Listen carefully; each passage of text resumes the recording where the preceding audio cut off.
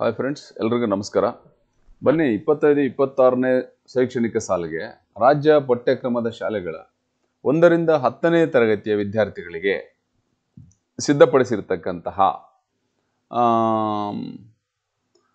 ಪಾಠ ಆಧಾರಿತ ಮೌಲ್ಯಾಂಕನ ಪ್ರಶ್ನೆ ಕೋಟಿಯನ್ನು ಅಂದರೆ LBA ಲೆಸನ್ ಬೇಸ್ಡ್ ಅಸೆಸ್ಮೆಂಟ್ ಅದನ್ನು ಬಳಸಿಬಿಟ್ಟು ವಿದ್ಯಾರ್ಥಿಗಳ ಕಲಿಕಾ ಪ್ರಗತಿಯನ್ನು ಸಾಧನೆ ಮಾಡೋದ್ರ ಬಗ್ಗೆ ಒಂದು ಸುತ್ತೋಲೆಯನ್ನು ಮಾನ್ಯ ನಿರ್ದೇಶಕರು DSCRT ಅವರು ಹೊರಡಿಸಿದ್ದಾರೆ. ಅದರಲ್ಲಿ ಏನೇನು ಅಂಶಗಳಿದೆ ನೋಡ್ಕೊಂಡು ಬರೋಣ. ಈ ಮೇಲ್ಕಂಡ ವಿಷಯಕ್ಕೆ ಸಂಬಂಧಿಸಿದಂತೆ ಇಲಾಖೆಯು ಕಾಲಕಾಲಕ್ಕೆ ನೀಡಿರುವ ನಿರ್ದೇಶನದ ಅನ್ವಯ 25-26ನೇ ಶೈಕ್ಷಣಿಕ ವರ್ಷದಿಂದ ಕರ್ನಾಟಕದಲ್ಲಿ ಪಾಠ ಆಧಾರಿತ ಮೌಲ್ಯಾಂಕನವನ್ನು ಅಂದರೆ ಲೆಸನ್ ಬೇಸ್ಡ್ ಅಸೆಸ್ಮೆಂಟನ್ನು ಅಳವಡಿಸುವ ಸಂಬಂಧ ರಾಜ್ಯ ಪಠ್ಯಕ್ರಮದ ಶಾಲೆಗಳ 1ರಿಂದ 10ನೇ ತರಗತಿಯ ವಿದ್ಯಾರ್ಥಿಗಳ ಕಲಿಕೆಯನ್ನು ಸಾಧಿಸಲು ಹಾಗೂ ಪ್ರತಿ ಪಾಠದ ನಂತರ ಮಗುವಿನ ಕಲಿಕೆಯನ್ನು ದೃಢೀಕರಿಸಲು ಪಾಠ ಆಧಾರಿತ ಮೌಲ್ಯಾಂಕನ ಪ್ರಶ್ನೆ ಕೋಟಿಯನ್ನು ಸಿದ್ಧಪಡಿಸಿ DSCRT ವೆಬ್ಸೈಟ್ನಲ್ಲಿ ಅಳವಡಿಸಲಾಗಿದೆ. ಓಕೆ, ಸದರಿ ಸಾಮಗ್ರಿಯನ್ನು ಕಲಿಕಾ ಪ್ರಕ್ರಿಯೆಯಿಂದ ಮೌಲ್ಯಾಂಕನ ಪ್ರಕ್ರಿಯೆಯವರೆಗೆ ಎಲ್ಲ ಹಂತಗಳಲ್ಲಿಯೂ ನಿರಂತರವಾಗಿ ಬಳಸುವುದು ಅತ್ಯಂತ ಅವಶ್ಯಕವಾಗಿದೆ. ಇಲ್ಲಿ ಕಲಿಕಾ ಪ್ರಕ್ರಿಯೆಯಿಂದ ಮೌಲ್ಯಾಂಕನ ಪ್ರಕ್ರಿಯೆ ಅನ್ನುವಂಥದ್ದು ಹೇಳಿದ್ರೆ ಕಂಟಿನ್ಯೂಯಸ್ ಅಂಡ್ ಕಾಂಪ್ರಿಹೆನ್ಸಿವ್ ಎವಾಲ್ಯೂಯೇಷನ್ ಅಂತ ಕರಿತೀವಿ ನಾವು. ಅಲ್ಲಿ ಏನಾಗುತ್ತೆ, ಈ ಸಾಮಗ್ರಿಯನ್ನು ನೀವು ಹೆಂಗಾರು ಬಳಸ್ಕೊಳ್ಳಿ, ನೀವು ಓರಲ್ ಆರು ಬಳಸ್ಕೊಳ್ಳಿ, ರಿಟರ್ನ್ ಆರು ಬಳಸ್ಕೊಳ್ಳಿ, ನೀವು ಒಟ್ಟಾರೆ ಮಗುವಿನ ಅವನನ್ನು ಕಂಪ್ಲೀಟ್ ಆಗಿ ಎವಾಲ್ಯುಯೇಟ್ ಮಾಡೋಕ್ಕೆ ಯಾವ್ಯಾವ ಆ್ಯಂಗಲಲ್ಲೇ ಅದನ್ನು ಬಳಸ್ಕೊಳ್ಳೋಕೆ ಸಾಧ್ಯತೆ ಇದೆಯೋ ಅದನ್ನು ಬಳಸ್ಕೊಳ್ಳೋಕ್ಕೆ ಇಲ್ಲಿ ನಾವು ಪ್ರಯತ್ನಿಸಬಹುದು ಅನ್ನೋದನ್ನು ಮಾನ್ಯ ನಿರ್ದೇಶಕರು ತಮ್ಮ ಒಂದು ಸುತ್ತೋಲೆಯಲ್ಲಿ ತಿಳಿಸಿರೋದನ್ನು ನಾವು ನೋಡಬಹುದು. ಓಕೆ, ಏನಿದು what is the objectives of this LBA ನ ಉದ್ದೇಶಗಳೇನು? ವಿದ್ಯಾರ್ಥಿಗಳ ಕಲಿಕೆಯನ್ನು ಸುಧಾರಿಸಲಿಕ್ಕೆ ಮತ್ತು ಪ್ರತಿ ಪಾಠದ ನಂತರ ಮಗುವಿನ ಕಲಿಕೆಯನ್ನು ದೃಢೀಕರಿಸಿಕೊಳ್ಳಿಕ್ಕೆ, ಆ ಮಗು ಯಾವ ಆ್ಯಂಗಲಲ್ಲಿ ಅವನಿಗೆ ಏನು ಅರ್ಥ ಆಗಿಲ್ಲ ಅನ್ನೋದನ್ನು ಅರ್ಥ ಮಾಡ್ಕೊಳ್ಳೋಕ್ಕೆ ಇದು ನಮಗೆ ಹೆಲ್ಪ್ ಆಗುತ್ತೆ.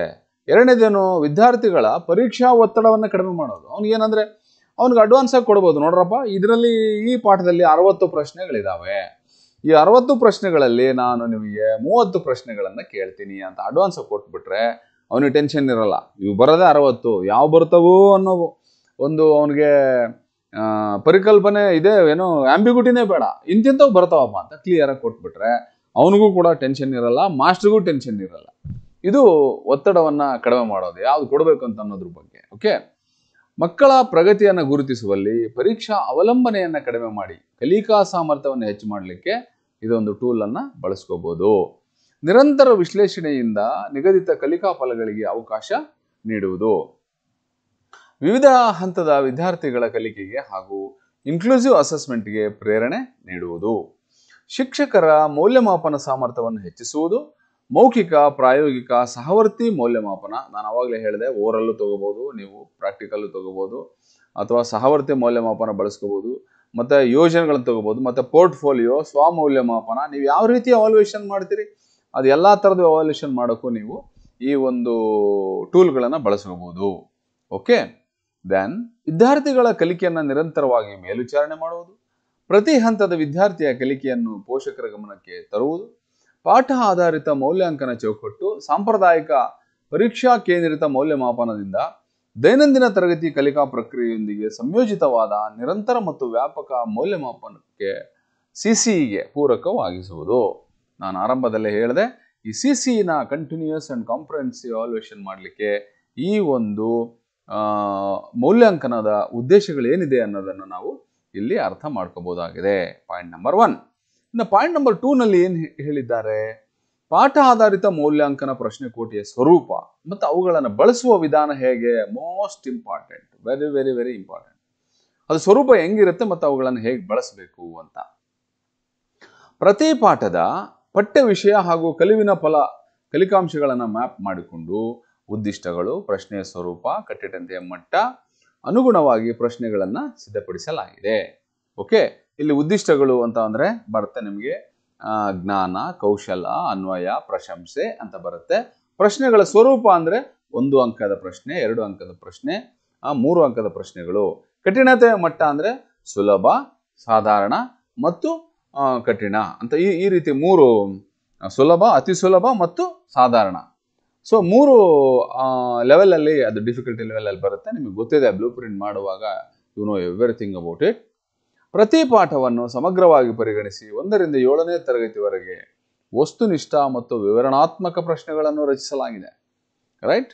8ರಿಂದ 10ನೇ ತರಗತಿವರೆಗೆ SLC ಪ್ರಶ್ನೆ ಪತ್ರಿಕೆ ಮಾದರಿಯಲ್ಲಿ ಅತಿ ಹೆಚ್ಚಿನ ಸಂಖ್ಯೆಯ ಬಹು ಆಯ್ಕೆಯ ಪ್ರಶ್ನೆಗಳು ಮತ್ತು ವಿವರಣಾತ್ಮಕ ಪ್ರಶ್ನೆಗಳನ್ನು ರಚಿಸಲಾಗಿದೆ. ಕಲಿಕಾ ಪ್ರಕ್ರಿಯೆ ಹಾಗೂ ಮೌಲ್ಯಾಂಕನಗಳಲ್ಲಿ ಪ್ರಶ್ನೆ ಕೋಟೆಗಳಲ್ಲಿನ ಪ್ರಶ್ನೆಗಳನ್ನು ಕಡ್ಡಾಯವಾಗಿ ಬಳಸಿಕೊಳ್ಳಬೇಕು. ಓಕೆ, ಇಲ್ಲಿ ಬನ್ನಿ, ಬಹಳ ಇಂಪಾರ್ಟೆಂಟ್ ಏನಪ್ಪ, FA 1, 2, 3, 4 SA1 ಮತ್ತು CCE ಚಟುವಟಿಕೆಗಳು, ಆಂತರಿಕ ಮೌಲ್ಯಮಾಪನ, ಇಂಟರ್ನಲ್ ಅಸೆಸ್ಮೆಂಟ್ಗೂ ಕೂಡ ನೀವು ಇದನ್ನು ಬಳಸ್ಕೋಬಹುದು. ಮಾದರಿ ಪ್ರಶ್ನೆ ಪತ್ರಿಕೆಗಳು, ಮಾಡೆಲ್ ಕ್ವಶನ್ ಪೇಪರ್ಸ್, ಪೂರ್ವ ಸಿದ್ಧತಾ ಪರೀಕ್ಷೆಗಳು, ಏನಪ್ಪ ಟೆಸ್ಟು ಅಥವಾ ನೀವೇನಪ್ಪ ಆನ್ಯುವಲ್ ಎಕ್ಸಾಮ್ಗಿಂತ ಮುಂಚೆ ನೀವೇನು ಮಾಡ್ತಿರಲ್ಲ ಆ ಪರೀಕ್ಷೆಗಳಿಗೂ ಕೂಡ ನೀವು ಇದನ್ನು ಬಳಸ್ಕೋಬಹುದು. ವಾರ್ಷಿಕ ಪರೀಕ್ಷೆ ಆನ್ಯುವಲ್ ಎಕ್ಸಾಮ್ಗೂ ಕೂಡ ಈ ಪ್ರಶ್ನೆ ಕೋಟೆಯನ್ನು ನೀವು ಬಳಸ್ಕೋಬಹುದು. ಇಲ್ಲಿ ಪೂರ್ವ ಸಿದ್ಧತಾ ಅಂದರೆ ಪ್ರಿಪರೇಟರಿ ಎಕ್ಸಾಮ್ಗಳಿಗೂ ಕೂಡ ನೀವು ಇದನ್ನು ಬಳಸ್ಕೋಬಹುದು ಅನ್ನೋದನ್ನು ಮಾಡೆಲ್ ಆಗಿ ಹೇಳಿದ್ದಾರೆ. 1ರಿಂದ 5ನೇ ತರಗತಿಗಳಿಗೆ ಎಲ್ಲ ರೀತಿಯ ವಸ್ತುನಿಷ್ಠ ಪ್ರಶ್ನೆಗಳು ಮತ್ತು ವಿವರಣಾತ್ಮಕ ಪ್ರಶ್ನೆಗಳನ್ನು ಒಳಗೊಂಡ 25 ಅಂಕಗಳಿಗೆ ಪ್ರಶ್ನೆ ಪತ್ರಿಕೆಯನ್ನು ಸಿದ್ಧಪಡಿಸಿ ಪಾಠ ಆಧಾರಿತ ಮೌಲ್ಯಾಂಕನ ಮಾಡುವುದು. ಓಕೆ, 25 ಮಾರ್ಕ್ಸ್ಗೆ ನೀವು ವ್ಯಾಲ್ಯೂಷನ್ ಮಾಡಬೇಕಾಗತ್ತೆ. 6ರಿಂದ 7ನೇ ತರಗತಿ ಮಕ್ಕಳಿಗೆ ಎಲ್ಲ ರೀತಿಯ ವಸ್ತುನಿಷ್ಠ ಪ್ರಶ್ನೆಗಳು ಮತ್ತು ವಿವರಣಾತ್ಮಕ ಪ್ರಶ್ನೆಗಳನ್ನು ಒಳಗೊಂಡಂತೆ 20 ಅಂಕಗಳಿಗೆ LBA ಪ್ರಶ್ನೆ ಕೋಟಿಯ ಹಾಗೂ 5 ಅಂಕಗಳಿಗೆ ಮರುಸಿಂಚನದ ಪ್ರಶ್ನೆಗಳನ್ನು ಆಯ್ಕೆ ಮಾಡಿ. Most important. ಒಟ್ಟು 25 ಅಂಕಗಳಿಗೆ ಪ್ರಶ್ನೆ ಪತ್ರಿಕೆಯನ್ನು ಸಿದ್ಧಪಡಿಸಿ ಪಾಠ ಆಧಾರಿತ ಮೌಲ್ಯಾಂಕನ ಯೂನಿಟ್ ಟೆಸ್ಟ್ ಅನ್ನು ಮಾಡಬೇಕು. 6 ಮತ್ತು 7ನೇ ತರಗತಿಗೆ ಮಾತ್ರ. ಓಕೆ, ಇಲ್ಲಿ 1ರಿಂದ 5ನೇ ತರಗತಿಗೆ 25 ಅಂಕಗಳು ಹೇಳಿದ್ದಾರೆ. ಬನ್ನಿ ನೋಡೋಣ. ಪ್ರತಿ ಪಾಠದ ನಂತರ ವಿದ್ಯಾರ್ಥಿಗಳ ಕಲಿಕೆಯನ್ನು ದೃಢೀಕರಿಸಿಕೊಳ್ಳಲು 8ರಿಂದ 10ನೇ ತರಗತಿಗಳಿಗೆ 10ನೇ ತರಗತಿಯ ಪ್ರಶ್ನೆ ಪತ್ರಿಕೆ ಮಾದರಿಯಂತೆ ಎಲ್ಲಾ ರೀತಿಯ ಪ್ರಶ್ನೆಗಳನ್ನು ಒಳಗೊಂಡ MCQ 1, 2, 3, 4 ಮತ್ತು 5 ಅಂಕದ ಪ್ರಶ್ನೆಗಳು, 20 ಅಂಕಗಳಿಗೆ ಲೆಸನ್ ಬೇಸ್ಡ್ ಅಸೆಸ್ಮೆಂಟ್ ಪ್ರಶ್ನೆ ಕೋಟಿಯ ಹಾಗೂ 5 ಅಂಕಗಳಿಗೆ ಮರುಸಿಂಚನದ ಪ್ರಶ್ನೆಗಳನ್ನು ಆಯ್ಕೆ ಮಾಡಿ ಒಟ್ಟು 25 ಅಂಕಗಳಿಗೆ ಪ್ರಶ್ನೆ ಪತ್ರಿಕೆಯನ್ನು ಸಿದ್ಧಪಡಿಸಿ ಪಾಠ ಆಧಾರಿತ ಮೌಲ್ಯಾಂಕನವನ್ನು ಮಾಡಬೇಕು. Lesson based test, unit test ಇವೆಲ್ಲ ಮಾಡಿದಿರಿ ನೀವು, ಏನು ಹೊಸದಲ್ಲ. ಆದರೂ ಯಾವ ರೀತಿ ಅನ್ನೋದ್ರ ಬಗ್ಗೆ ಒಂದಿಷ್ಟು ಗೊಂದಲ ಇರುತ್ತೆ ಶಿಕ್ಷಕರಿಗೆ. ಇಲ್ಲಿ ಸುತ್ತೋಲೆಯಲ್ಲಿ ಮಾನ್ಯ ನಿರ್ದೇಶಕರು ತುಂಬ ಕ್ಲಿಯರ್ ಆಗಿ ಡೈರೆಕ್ಷನ್ಸ್ ಅನ್ನು ಕೊಟ್ಟಿದ್ದಾರೆ. ಓಕೆ, ಪಾಠ ಆಧಾರಿತ ಮೌಲ್ಯಾಂಕನದ ಅಂಕಗಳನ್ನು ಸ್ಯಾಟ್ಸ್ ತಂತ್ರಾಂಶದಲ್ಲಿ ದಾಖಲಿಸಲು ಅನುವಾಗುವಂತೆ ತಂತ್ರಾಂಶವನ್ನು ಅಭಿವೃದ್ಧಿಪಡಿಸಲಾಗಿದ್ದು, ಈ ಸಂಬಂಧ ದಿನಾಂಕ 19/7/25 ಆಯೋಜಿಸಲಾಗುವ ಯೂಟ್ಯೂಬ್ ಲೈವ್ ಕಾರ್ಯಕ್ರಮದಲ್ಲಿ ಮಾರ್ಗದರ್ಶನ ನೀಡಲಾಗುವುದು. ಓಕೆ, ಸ್ಯಾಟ್ಸ್ನ ವಿಶ್ಲೇಷಣಾ ವರದಿಗೆ ಅನುಗುಣವಾಗಿ ವಿದ್ಯಾರ್ಥಿಗಳ ಕಲಿಕಾ ಸಾಧನೆಯನ್ನು ಆಧರಿಸಿ average, below average, above average ವಿದ್ಯಾರ್ಥಿಗಳನ್ನು ಗುರುತಿಸಿಕೊಂಡು ವಿವಿಧ ಚಟುವಟಿಕೆಗಳ ಮೂಲಕ ಪರಿಹಾರ ಬೋಧನೆ ಹಮ್ಮಿಕೊಂಡು ವಿದ್ಯಾರ್ಥಿಗಳ ಕಲಿಕೆಯನ್ನು ಖಾತ್ರಿಪಡಿಸಿಕೊಳ್ಳಬೇಕು.